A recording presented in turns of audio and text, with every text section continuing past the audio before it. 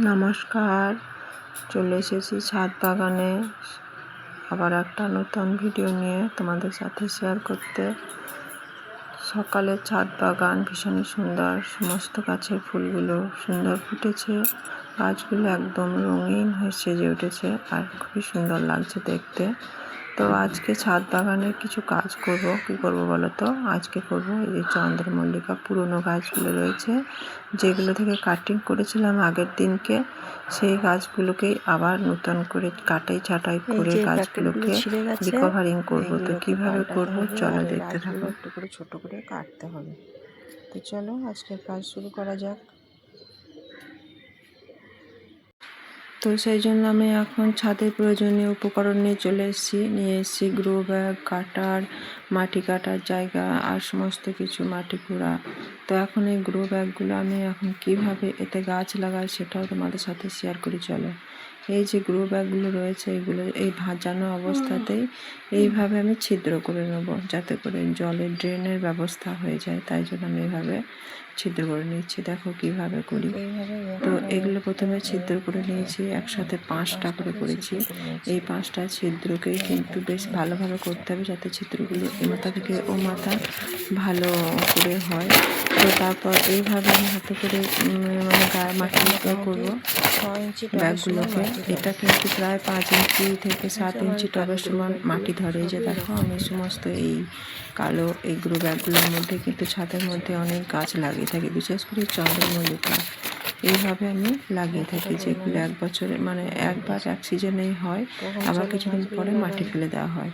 তো এইভাবে আমি সমস্ত গ্রো ব্যাগগুলোকে এই যে ছিদ্র করে নিয়ে এরকম করে নিয়েছি। এখন এবার চন্দ্রমল্লিকা গাছে কাটিং করব, চলো দেখি। আর এই ব্যাগগুলোতে গাছগুলো কিছু লাগাবো আর কিছু ওই ব্যাগের মধ্যেই থাকবে। ঠিক যেমন চুল কাটিয়ে আমরা শেপ করি, সেরকম করে চন্দ্রমল্লিকাগুলোকে আমি এখন শেপ করে দিচ্ছি। বড় বড় লম্বা ডালগুলোকে ছোট কাটাই করে একদম এক সমান করে ঝাঁকড়ার মতন করে দিচ্ছি, যাতে করে গাছগুলো সমান হয়ে যায়। সমস্ত গাছগুলো এইভাবে ঠিক চুল কাটার মতন করে আমি কাটিং ছাটিং করে দেবো। দেখো কত ডাল হয়ে আছে।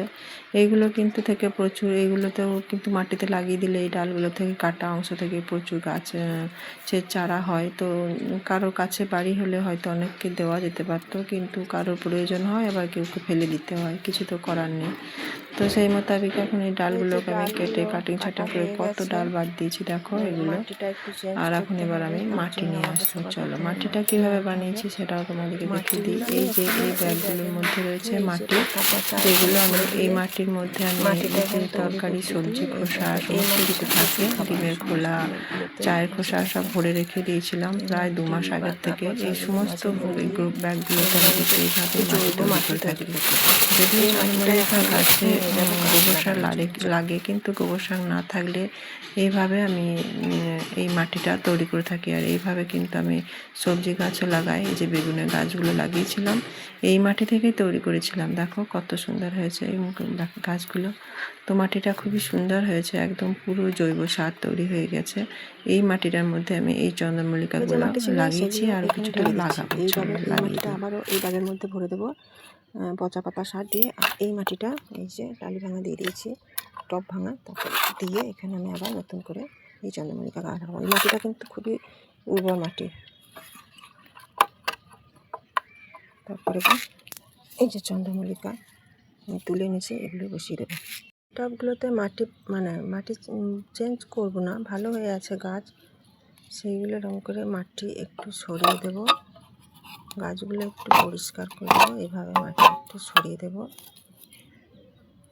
অতিরিক্ত শিকড় রাখার প্রয়োজন নেই।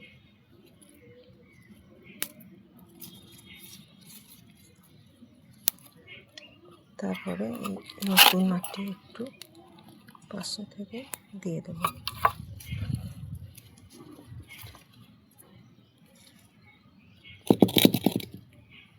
হয়ে গেল। এই গাছটা যেমন নতুন প্যাকেটে পাল্টে ঠিক এইভাবে ছোট্ট করে চারার মতো করে কেটে লাগিয়ে দেবো।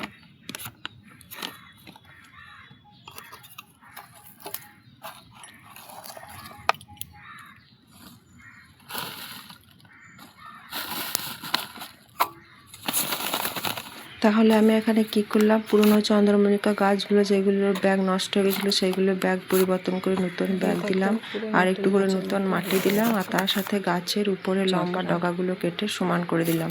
এইভাবে ঠিক এইভাবে পুরনো গাছগুলোর আমি রিপোর্টিং করার মতন করে দিলাম। কিন্তু এই গাছগুলো এইভাবে নতুন খাবার দেওয়াতে কিন্তু এই গাছগুলো আবার নতুন করে বেশ ভালো প্রচুর ফুল দেবে। পুরনো গাছগুলো আমি ফেলি না, এইভাবেই প্রথমে ডগা কেটে নিয়ে একটু আমি কাটিং করে চারা করে নিই, আর তারপরে এইভাবে গাছগুলোকে পরিষ্কার করে সমস্ত হলুদ পাতা কিংবা কালো রঙের কোনো মিলিবাগ থাকলে সেই সমস্তগুলোকে পরিষ্কার করে দিয়ে সেই ব্যাগটাকে চেঞ্জ করে দিই। আর ব্যাগ চেঞ্জ না করলে উপর থেকে একটু মাটি কেটে নিয়ে বের করে দিয়ে আবার নতুন মাটি দিই, আর একটু পুরনো গাছগুলোর শিকড়কে কেটে দিয়ে ঠিক এইভাবে আমি পুরনো গাছগুলোকে সুন্দর করে আবার লাগিয়ে দিই। তো এইভাবে সমস্ত আমার চন্দ্রমল্লিকা গাছগুলো এখন ছাদ বাগানে প্রায় লাগানো হয়ে গেছে শেষের দিকে।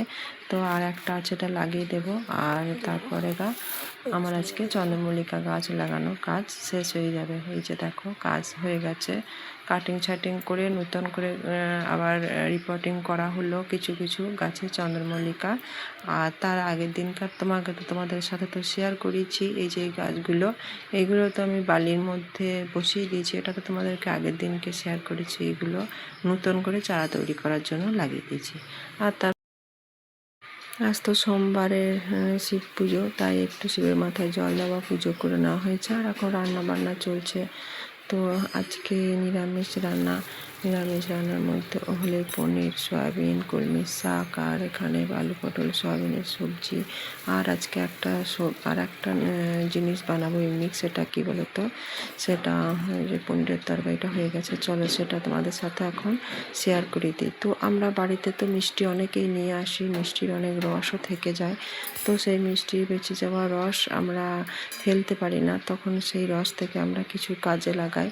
তো সেটাকে আমি এখন এই পেঁপে দিয়ে প্লাস্টিকের চাটনি বানাবো। পেঁপেগুলো একদমই পাতলা পাতলা করে কেটে নিয়েছি দেখতেই পেলে। আর এখানে রয়েছে মিষ্টির রস, এটা বেশ অনেকটা পরিমাণে ছিল, রসটা ফেলতে গিয়েও গায়ে লাগে। তখন এভাবে আমি প্ল্যান করলাম যে আজকে তো নিরামিষ, ওই জন্য একটু পেঁপে প্লাস্টিক চাটনি বানাই। তো তার জন্য আমি পেঁপেগুলোকে পাতলা করে কেটে নিয়েছি, আর তারপরে এভাবে রসটা কড়াই দিয়েছি। একটু গরম হলে পেঁপেগুলো দিয়ে দিয়েছি। গ্যাসটা কমিয়ে বেশ কিছুক্ষণ ধরে আমি এটাকে একটু সিদ্ধ করে নেব, বেশ ভালো মতোভাবে এটা ঢাকা দিয়ে দেব, দিয়ে তারপর সিদ্ধ করে নেব। কিছুক্ষণ পর সিদ্ধ হয়ে গেলে পরে অনেকটা এখানে কাজু আর কিশমিশ দিয়ে দেবো। তারপর আবার নেড়ে নিয়ে আবার ঢাকা দিয়ে দেব। তারপরে দিয়ে দেবো একটু সামান্য লবণ। লবণটা দেওয়ার পর যখন ঘন হয়ে আসবে, এখন প্রায় হয়ে এসছে, পেঁপেগুলো দেখছি সিদ্ধ হয়ে গেছে, তখন আর একটু রসটা যখন ঘন হয়ে আসবে, তখন আমি এর মধ্যে দিয়ে দেবো একটু লেবু চেপে। বেশ কিছুটা পরিমাণে লেবু এখানে দিতে হবে, মোটামুটি একটা বড় লেবুর আধখানা প্রায় গোটাটাই রস দিতে হবে। আর লেবুর রস দেওয়ার পরে কিন্তু এটা বেশি ফোটানো যাবে না, আর লেবুটা দেওয়ার পরে সঙ্গে সঙ্গে এভাবে নামিয়ে নেবো। তো খেতে বেশ সুন্দর হয়েছিল, একটা নতুন ধরনের জিনিস, নতুন ধরনের যদিও নয়। তো মিষ্টি রসটা ফেলে দিতে হবে, এই জন্য বানানো হলো।